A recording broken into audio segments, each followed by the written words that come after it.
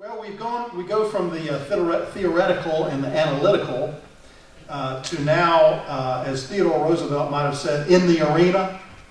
The wonderful Theodore Roosevelt quote, I don't know if you appreciate it like I do. It speaks of the one who's in the arena where the face is marred with dust and sweat and blood. It sounds like a football game rather than a basketball game to our basketball coach. But Mike, you're out there every day, teaching and coaching every day. Somehow they've let you loose today to come visit with us.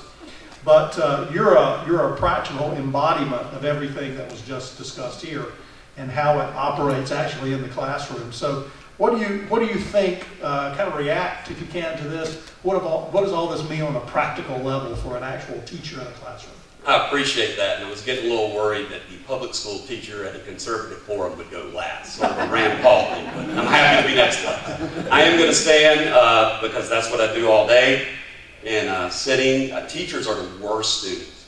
When we have meetings and you see us sitting there, we're fidgeting, so I'm going to stand if you don't mind. I have taught for 20 years. I'm in my 21st year.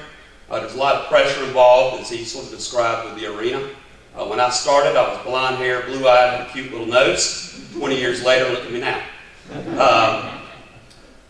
I would like to introduce a couple folks special to me that are here today and then talk about my assignment. Students are real good at this too, where you give them an assignment and they go somewhere completely different.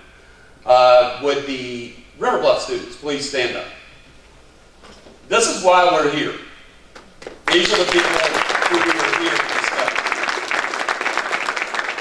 They are members of our Law and Global Policy Development Center. What does that mean? That means they have me for 11 and a half hours a week for 36 weeks. Give them another hand if we're surviving. Y'all sit down now. I'm just making sure y'all are awake. I'd also like to introduce the reason I was able to get out of the arena today. We are blessed at River Bluff as a faculty to work with a true visionary in school leadership, someone who believes in common sense conservative principles. In the last decade, the term school leader has in many places begun to fade, and they've become more planners, organizers, administrators.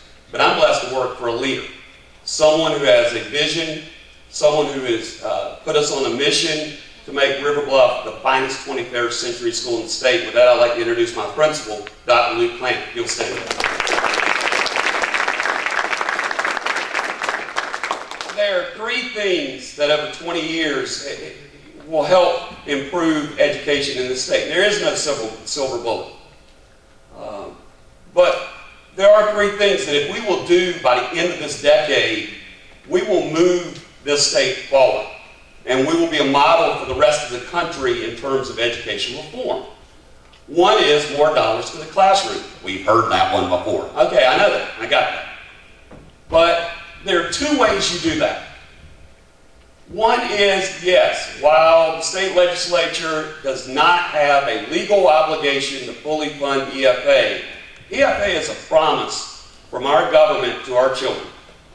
It's a promise from the present to the future.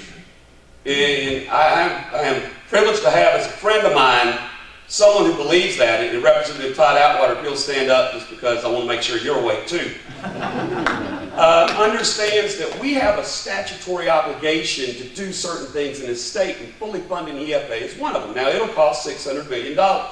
And no, we do not believe in taxes.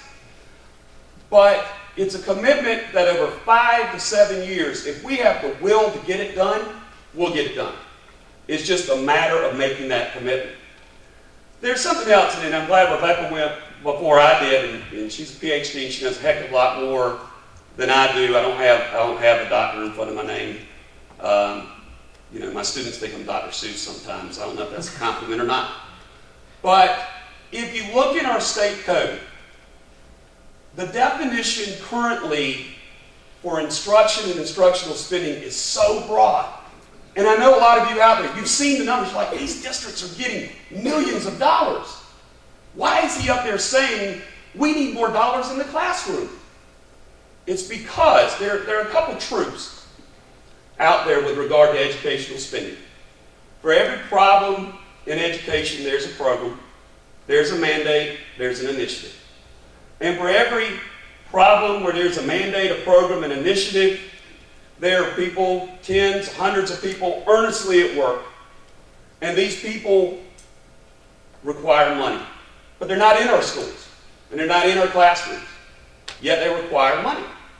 And therefore you get some really interesting stuff. For example, a local school district in their public presentation on the budget says they spend 85% on instruction and instructional support. Yet in their insight data, the reporting model of the State Department of Education in that same budget year, they say we spend 70% on instruction and instructional support. Yet when you get a group of educators together, and Representative Atwater and I have, and you look at what is in both definitions, it's not in the classroom. So what do we propose? We propose rewriting the state code to incorporate the insight categories of instruction, instructional support, operations, other commitments, and leadership into the state code. And then we propose tightening that definition, making sure that when you talk instruction and instructional support, you're talking school-based. You're talking Dr. Clamp. You're talking teachers. You're talking librarians, counseling and advisement. You're also talking about this. You're talking about a third grade teacher who teaches at a rural school. It's a Title I school. The majority of their students are free and reduced. You're talking about a teacher, the majority of her students do not read on the third grade level. This teacher is a young teacher. She loves her profession and came to me crying because she's like, Mike, what can I do? I have 25 third graders that don't read on grade level, who come from such poor conditions, there are no books in the home. And yet, we have money going somewhere else. To me, that's wrong. And that's what we propose changing, making sure that that teacher has a chance. And that brings me to my second point. We have to empower our teachers.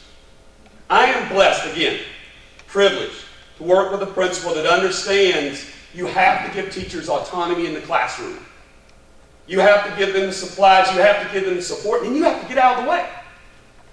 That one teacher, there is no such thing as a one-size-fits-all to instruction. Otherwise, we wouldn't be here this morning. And too often, because for every problem, there's a program, and for every program, there are tens of hundreds of planners and organizers and bureaucrats at work, there has been in the last 10 years a very common, and you know what I'm talking about, common approach to education that takes away a teacher's initiative and innovation. And that has to change. And that has to change. And it's going to be hard. Because as Ronald Reagan once said, the closest thing to eternal life on earth we get to is a government program. But we can empower our teachers. I believe that we need to create individualized professional development opportunities. Now, if you go to the insight data, if you're a nerd like me and you find that stuff to be interesting, you'll find that districts in this area spend $14 million, $9 million, $7 million, $8 million on professional development. Yet it's one size fits all. And then when their teacher goes, hey, I want to attend a conference, this is special to me, the answer is, you will have to pay for it yourself. That to me is where we're missing the boat. That through a tax credit, through a stipend, adding 5 more days to the 190-day teaching contract, and you use those 5 days for individual professional development, then you empower the teacher to learn the skills that they need. Mike, can I supply a footnote? You just referred to Insight.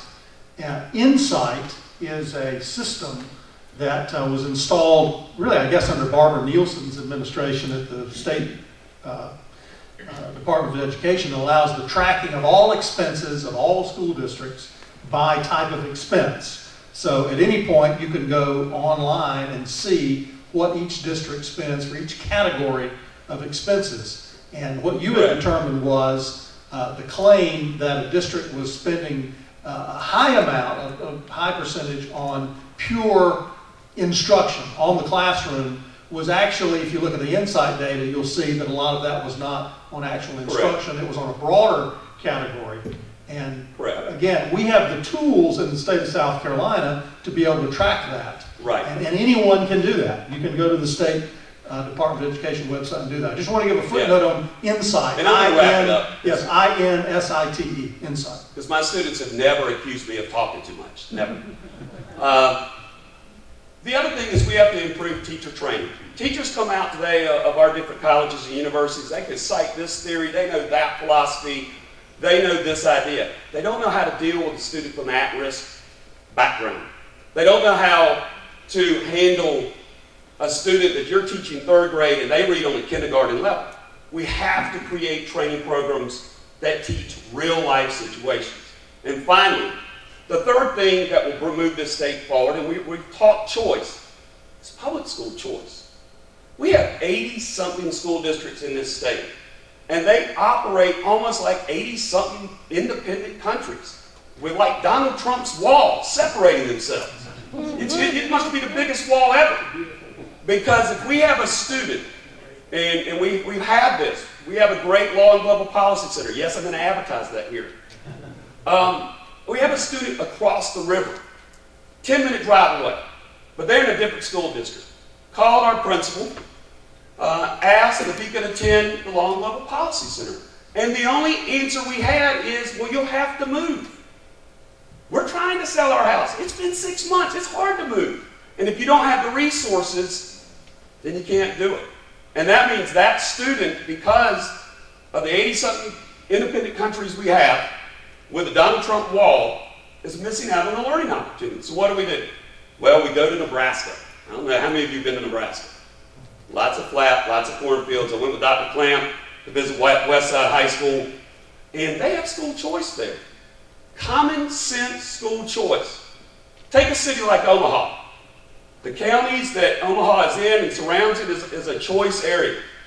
They have open enrollment, meaning that if I'm in any one of those counties, I can apply to go to another school in another school district, and if I bring economic diversity to that school, I'm accepted. Now, if you have 20 slots and you have 25 applicants, they do it by lottery. So you're now creating greater opportunities.